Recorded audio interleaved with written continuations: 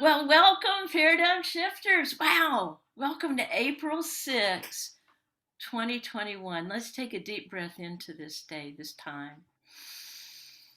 Phew. Well, Paradigm Shifters, guess what? I know you're waiting for the numbers 910 members. We're heading up to that 1,000 mark. And just in Paradigm Shifters, we are a global community dedicated to shift and uplift the globe. So grateful for you. And a special treat today where our topic is meditation. Mm-hmm. So whether you are afraid of that word, whether you're a longtime meditator, it doesn't really matter. We're going to have the discussion with actually two of my really meditators meditators. And I am a meditator. Let me tell you a little bit about how I've used meditation in the past. Back when I was in the public school system with my special ed crew, I would have meditation music playing in the background. And when the kids came in, there was something about that calmness. And these were kids with all the labels you can imagine, right? The calmness, the centeredness, and there were some other tools I'll tell you about, things that I used that were movement meditations. But and right now I wouldn't, I wouldn't start my day without it. So I invited meditators, and I would love to have my meditation buddy here, Carol Willard, come in. You want to come in here, Carol? Sure. All right, there you go. Well, so tell us. I'm just so grateful and blessed to have you in my life. Mm, In very, our very dear. Yes, and we have a dedicated morning practice together, Mm. meditation group. So tell us about a little bit about yourself and about meditation in your life and where you first came about it, and it's all Oh, yours. I was thinking about that. I think the first time that I really got in touch with meditation was through an acting class. It was actually a yoga class that I took at Carnegie Mellon University. And the focus primarily in that class was on the physical yoga. And because I had been a dancer from a very young age, I was quite agile. And I found that by holding my body in certain positions, that in itself was a meditation. And that then kind of intrigued me about what it would be like to sit silently. And so from there, when I graduated from there and I worked as an actor, and when I was living in New York, was doing a soap opera at that time. It was very, very stressful. And I found that almost like across the street from where I was living, there was a yoga center where you could meditate. And in some ways, it was a frightening experience for me because I felt so elevated when I was meditating. It was like almost, oh my goodness, what's going on here? It was like a very different experience. Now, you could say that for many years I've been chasing that. But I've come to accept that the divine presence visits us on its terms, not mine. And so I just become a space of openness. And we started this meditation group when the pandemic hit. Judy and I had met on a Saturday morning meditation group. It's a 12-step meeting, but we met at this and so when we learned that we were going to be housebound, I felt the need to connect with others on a more regular basis in prayer and meditation. And of course, the you know the it was important to overcome the limitations, and that's maybe an unfair word, of the 12-step program, in that we don't encourage any form of prayer or meditation over another. And so we make that explicit in those meetings. But it's an open meeting, and it's a wonderful way that we get to come together each morning. And by hook and by crook, we have lasted this whole year, and I have a feeling we've just made a 3-month commitment to continue. But I always feel elevated by what you have to share, Judy, in those meetings. I so look forward to hearing what you have to say, because you have such wonder. in your life. You're full of wonder. And I so appreciate that. I think that's the key to good living is wonder. Wow. Well, thanks. So we're coming back to you to see how you're doing it now. But Krystle Liggins, my buddy from the East Coast, former Texan, right? Come on in here, Krystle, and tell us about your experience with meditation. Judy, I'll always be a Texan. You'll always be a Texan. Yeah, my first meditation experience, I was a senior in high school, and the librarian in my school brought all of the seniors together, and she had us all lay on the floor of the library, and this we were supposed to follow this golden ball throughout our whole body. And I had never experienced anything quite like that before. I had kind of sort of associated meditation with prayer. And so when I had this particular type of experience, I thought, oh, that was really relaxing. And she let us know this is going to be something that'll help you in college because college can be very stressful. And so that was sort of the tool that she gave over to us to start our meditation experience. And that was like my first glimpse in that I can make a part of my human experience to make the quality of life much easier to navigate. And then the journey just went on from there. She sort of sparked a fire, and I just started seeking more and more, ways to experience meditation. And so I tried breathing techniques. And when I was in undergrad, I had the opportunity to do zazen, sitting meditation. And then I was later introduced to transcendental meditation. That's the form of meditation that I teach. And yeah, that's where a lot of my work that I'm doing in the world right now is right there in that pocket. But as a meditator, myself, I have absolutely enjoyed the stillness that comes along with just sitting, you know? And then there are so many qualities of life you begin to experience through the process of meditation. And those qualities start to spill over into, real life. And one that comes to mind is that life is in layers. And when I transcend, I find, oh, wow, there's sort of this very surface level of being and living, but that you can go deeper, right? And you can experience deeper and more profound levels of mind that are quieter. And at that deepest level, is naturally silent. And so it's a joy to experience that twice daily and then sort of allow that experience to, it's integrated itself into my life. So there's more silence in between the meditations, and that's been pretty sweet. No, that's great. And you teach meditation to tell us more about that. And I am really curious. You know, you live in right next to Washington D.C. with all of the noise going on, right? Especially the last couple of months, right? Yeah. Internal noise, external, and all of the for from us looking at the outside looking in. Tell us about how did you maintain, and I know you're teaching meditation there.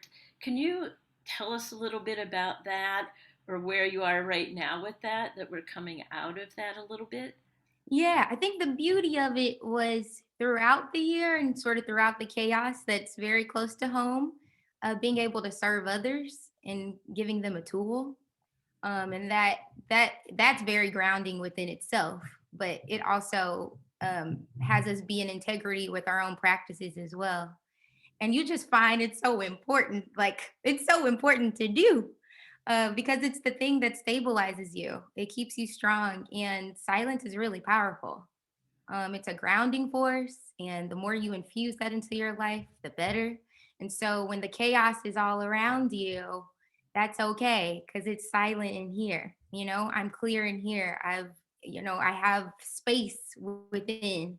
And so when curveballs come our way, when the chaos comes our way, it's just because there's so much quiet inside of me. I can experience that chaos much more differently than if I was feeling very chaotic inside of myself or I was affected by the chaos. And to some degree, you are. I mean, I'm human, so I'll feel it, but I bounce back. It makes me very resilient. And so I noticed that the bounce back is, it's quicker than it was before I started meditating. Oh, that's great. And Carol, can you come on and tell us maybe about how you're using or in what you do with your business in life and anything, and how maybe this has helped you and maybe some of your clients too. Never, no, no question about it. I help people stop smoking. And one of the things that I do, especially when they are spinning out, is I help them to get very present so that they are very clear of what they're feeling and they're not resisting anything.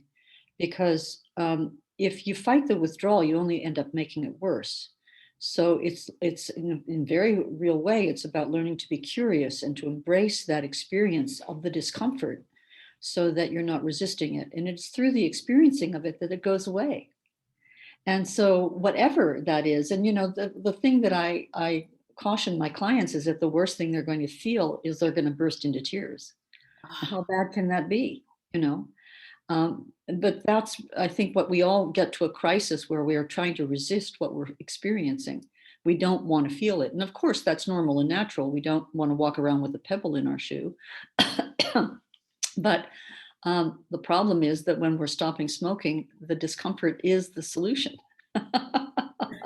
so, so teaching people to embrace that and to slow down and to get present, because when you're in the future, and that's what happens, is we get afraid and then we are into the future and then we have to resist it. Whereas if we just let go into it and say, I don't know how long this is going to last. My job is to just be with it, let it come and go, and kind of sit on the side of the road and watch it come and go. And that's essentially what meditation is that we're sitting on the side of the road and watching it come and go. So so that must be really interesting, especially I'm just thinking with clients who are using that addiction of mhm, cigarettes as their meditation, right? Their that's right. outside force. Can you tell us a little bit about that? And Well, but of course, with any addiction, the substance of choice comes before everything. It comes before your health, it comes before your family, it even comes before God, right? Because you can say, please God, help me stop this. Right. So we have this filter that is like a vice on us and we can't even see it for what it is, right? So we are learning, therefore, to recognize, first of all, we're becoming aware of the fact that we're having urges to smoke. And then we're seeing that we have a choice about the matter. We can either choose to give in to that discomfort or we can choose the discomfort for the lifetime of benefits. And why do we do that? Because we're addicts. It's not a I can choose to smoke and then the next moment choose not to. It's once you're a pickle from being a cucumber, you can't go back to being that pickle again, right? So it's a matter of learning to accept the fact that I'm an addict and it's an all or nothing choice, but nevertheless a choice, you know. So it's a matter of learning to, the choice to smoke is a choice for relief, right? And a choice not to smoke is a choice to accept whatever discomfort comes and goes. And urges to smoke, like life, has 1,000 forms. Sometimes you're happy and, oh, that makes me want to smoke. Sometimes I'm sad and, oh, I need a cigarette. Sometimes I'm bored. Oh, I'm going to vape right now. Whatever, because nicotine takes many forms. It's gum, it's vapes, but the point is that it's not something that we casually do. That's why people come to me. They don't come because they have a casual problem. They come because they've been smoking for 50 years and they need to stop, right? That my last two clients have smoked for 50 years. Um, so, it's a matter of learning to live a new life and be a new person. I mean, you're the same person, but without the smoking behavior, and that's very new.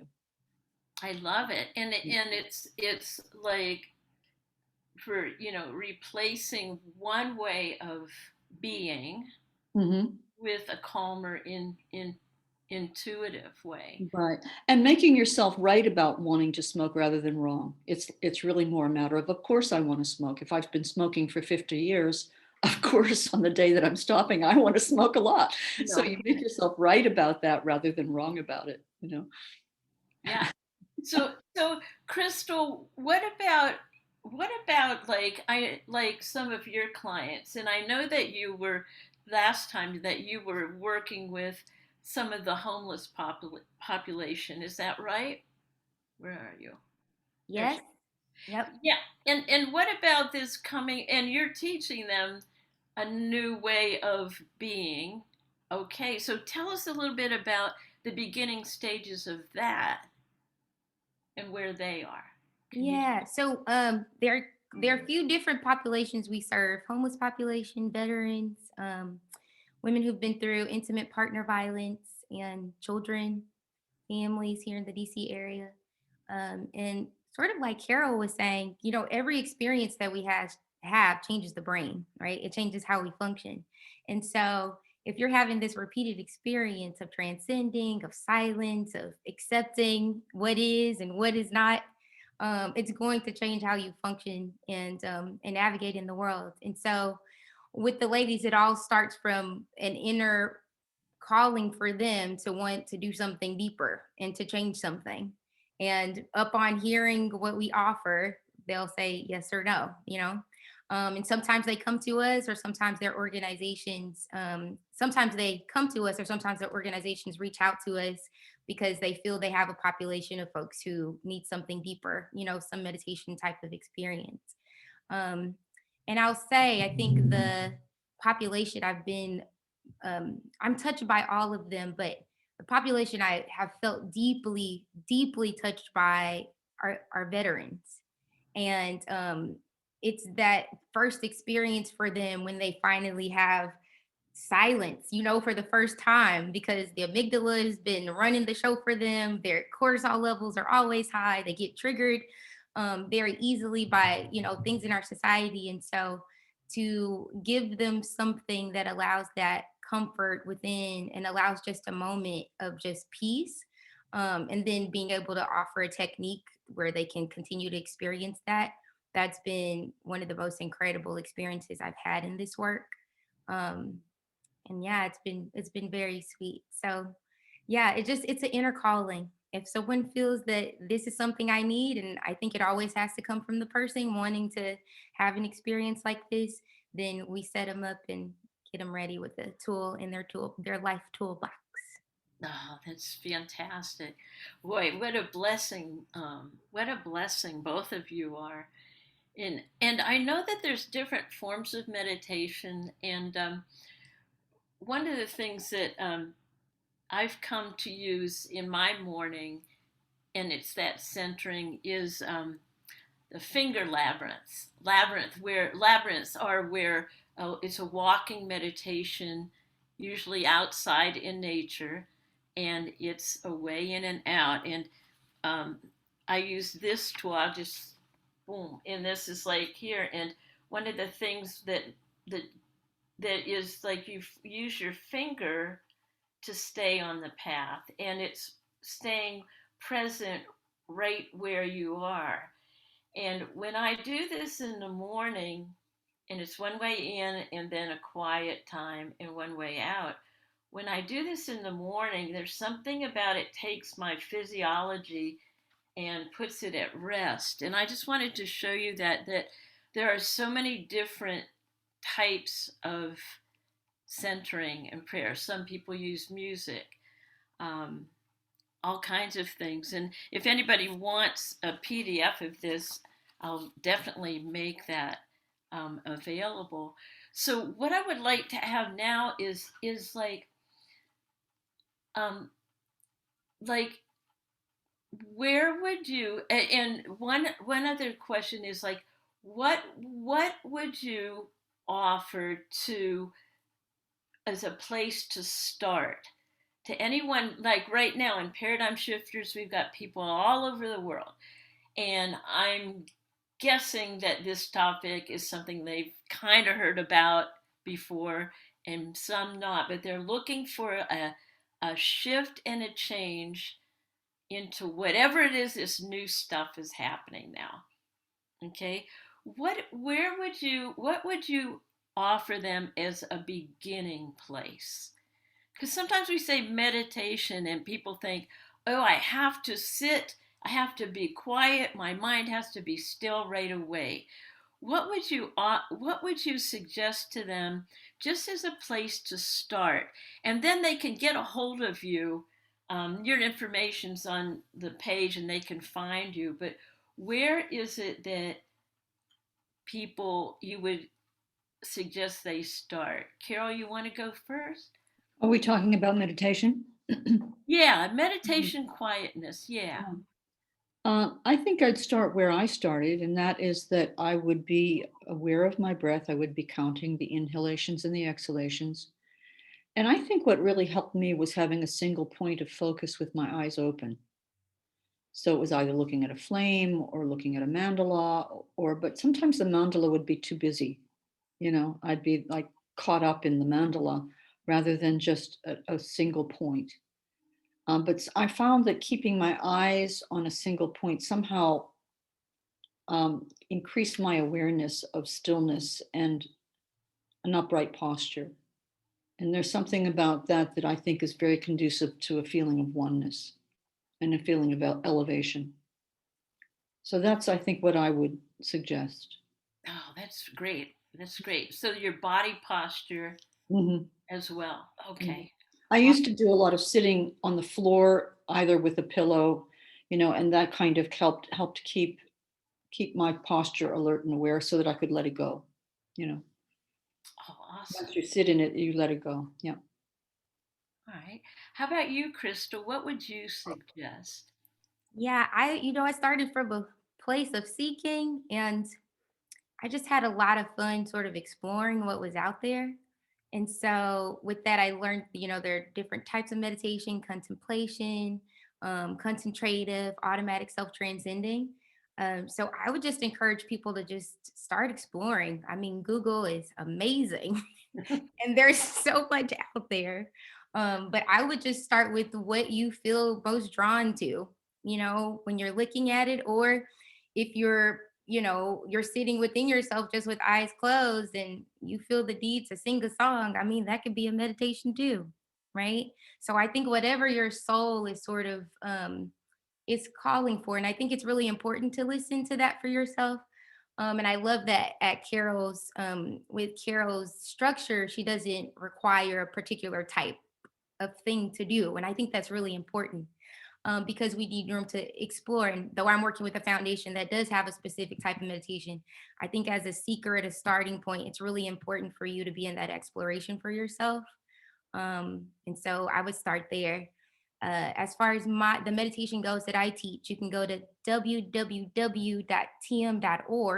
That's tommary.org. And you can learn more about the transcendental meditation technique. It's taught internationally all over the world. So that's one, but there's so many out there, and you just got to do what works for you. Aw, thank you so much.